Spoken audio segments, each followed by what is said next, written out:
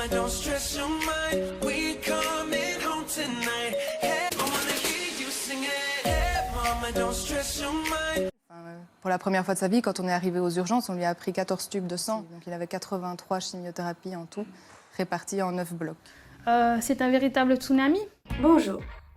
Comme vous l'aurez déjà sûrement compris, le système immunitaire va aujourd'hui vous parler du cancer chez l'enfant, plus précisément de la leucémie chez l'enfant. Avant de vous laisser avec des extraits et des témoignages, je vous laisse avec une vidéo explicative. La leucémie est un cancer du sang qui touche les cellules souches. Les cellules souches sont capables de se transformer notamment en globules blancs qui luttent contre les bactéries et les infections.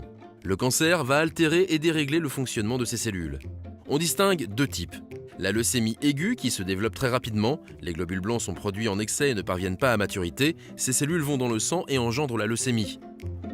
Et la leucémie chronique qui se développe lentement en plusieurs mois, voire années. Les globules blancs n'assurent pas leur rôle immunitaire et entraînent un dysfonctionnement des cellules normales et de certains organes.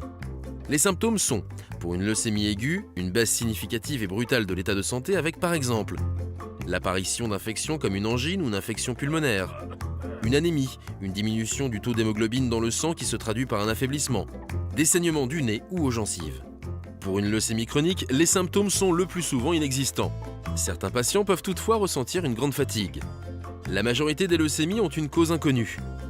Toutefois, les principaux facteurs de risque sont l'âge, les enfants et les personnes âgées sont plus exposés, les antécédents familiaux, une anomalie génétique, le benzène présent dans la fumée de cigarette, l'exposition à la radioactivité et à des produits cancérigènes comme des pesticides ou des solvants, ou encore d'autres maladies affectant la moelle osseuse qui est à l'origine de la production des cellules souches.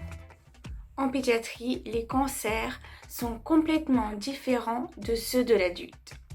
Les leucémies représentent un tiers des cancers pédiatriques. Et souvent, ces enfants ont 4, 6 ans, 8 ans, voire un petit peu plus. Et très souvent, le mot cancer ou le mot leucémie ne signifie rien pour eux. Alors, on pourrait se demander comment est-ce que les médecins font pour leur faire comprendre la maladie qu'ils ont. Et pour les plus jeunes, c'est vrai que souvent, quelque chose que je vais utiliser, c'est l'histoire de les dessiner, puis de dessiner un château fort, puis de dessiner des cellules gentilles, puis les cellules, elles ont pris, elles sont devenues un peu mutantes, puis alors elles deviennent un peu bizarroïdes, puis elles construisent le château, puis font un château de plus en plus grand, puis ça prend la place des autres, puis comment est-ce qu'on peut enlever ce château? Enfin, en essayant de solliciter l'enfant là-dedans, puis je leur explique que ça peut se cacher n'importe où, et que toute tumeur qui peut envoyer des espions, ça s'appelle un cancer.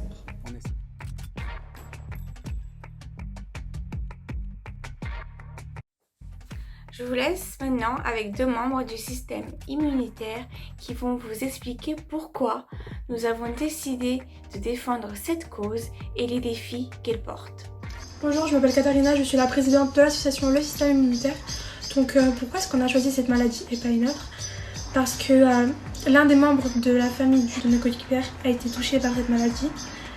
Quand celle-ci nous en a parlé, nous n'étions pas très au courant de qu'est-ce que c'est la leucémie, quels sont les impacts qu'a la leucémie sur votre système immunitaire, sur votre corps, sur votre santé, sur votre mental surtout. Et du coup, on a pu découvrir beaucoup de choses par rapport à ça. Et nous savons aussi que la population n'est pas très au courant de ce qui se passe avec cette maladie, qui n'est pas une maladie très très connue, il faut se le dire. Et du coup, on a choisi aussi de spécialiser dans les enfants. Non, effectivement, la cause de la leucémie est très peu médiatisée, d'où la nécessité de la défendre au travers de jeunes associations. En 2019, on a recensé environ 500 nouveaux cas en France. Dans le cadre hospitalier, les enfants atteints ont énormément de besoins, notamment en matériel et financier. Les équipements adaptés sont très onéreux et les interventions auprès des enfants sont très réglementées pour des raisons sécuritaires et sanitaires. Le processus de soins est un long chemin échelonné d'étapes, avec un suivi médical de tous les instants, mais aussi de périodes de soins, telles que la chirurgie, la chimiothérapie, l'immunothérapie, la greffe, bref. Dans les services d'onco-hématologie pédiatrique, chaque enfant subit des soins lourds et pour l'équipe soignante, c'est un défi permanent.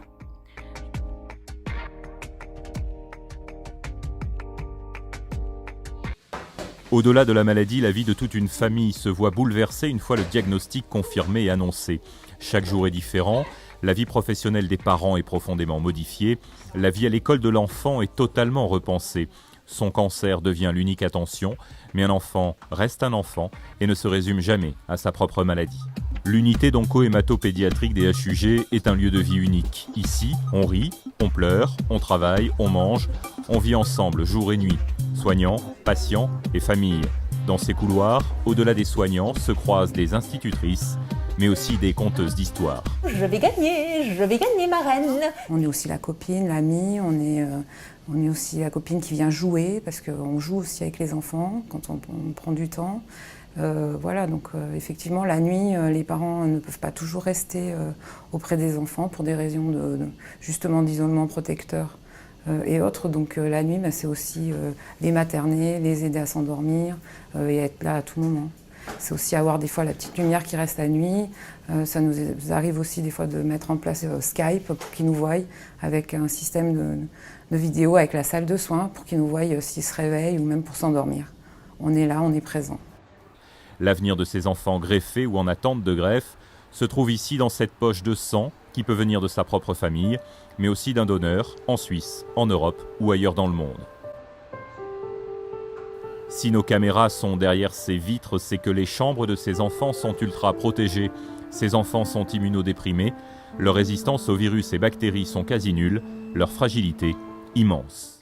Je vous laisse maintenant avec deux autres membres de l'association qui vont vous expliquer pourquoi les besoins de ces enfants sont souvent remplis de préjugés et comment nous, en tant que simples citoyens, nous pouvons améliorer leur bien-être. Le principal préjugé concernant les cancers infantiles et particulièrement la leucémie est que les enfants auraient juste besoin de jouer aux animateurs pour leur redonner le sourire, mais en réalité, ils ont aussi besoin d'équipements technologiques performants pour les aider ou les soigner, tels que les BIM robots, pour leur permettre de voir leur famille en téléprésence, ou les lits médicalisés pour plus de confort tant à l'hôpital ou peut-être bien à la maison si les conditions de santé et sanitaires le permettent. C'est de vous expliquer comment à notre échelle on a fait pour participer à la lutte contre la leucémie et comment est-ce que vous aussi dans votre quotidien vous pouvez participer à cette lutte.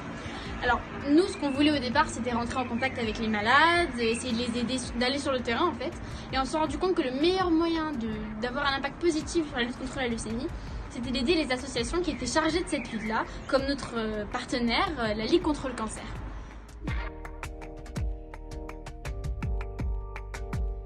Faire du bénévolat, aider les associations même financièrement. Deuxièmement, le deuxième moyen, c'est aussi d'aider les instituts de recherche, comme l'Institut Curie par exemple, qui sont là pour lutter, pour trouver des réponses concrètes à offrir aux patients. L'une des membres de l'association parlait de robots. Ces robots permettraient à l'enfant de s'évader de sa chambre d'hôpital pendant quelques heures pour retrouver une vie quasi normale. Je vous laisse regarder.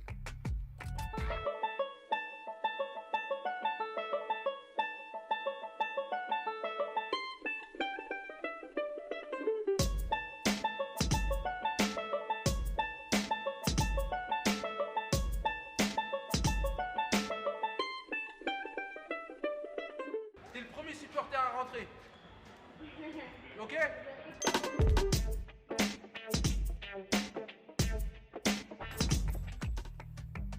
Très souvent, ces technologies, comme nous venons de le voir, sont très chères et c'est souvent grâce aux associations comme la Ligue contre le cancer que ces enfants y ont accès.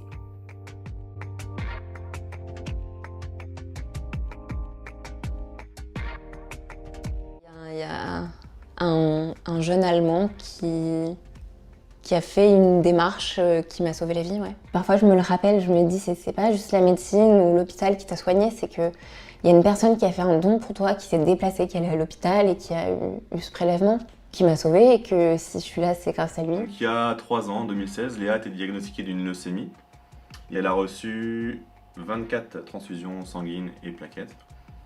On réalise un petit peu trop tard que le don est important, mais que pour sauver des enfants ou même d'autres personnes, voilà, c'est super important. Quelque chose à dire? Merci pour les donneurs qui ont donné le sang ou les plaquettes. Ça m'a aidé à guérir et merci pour tout.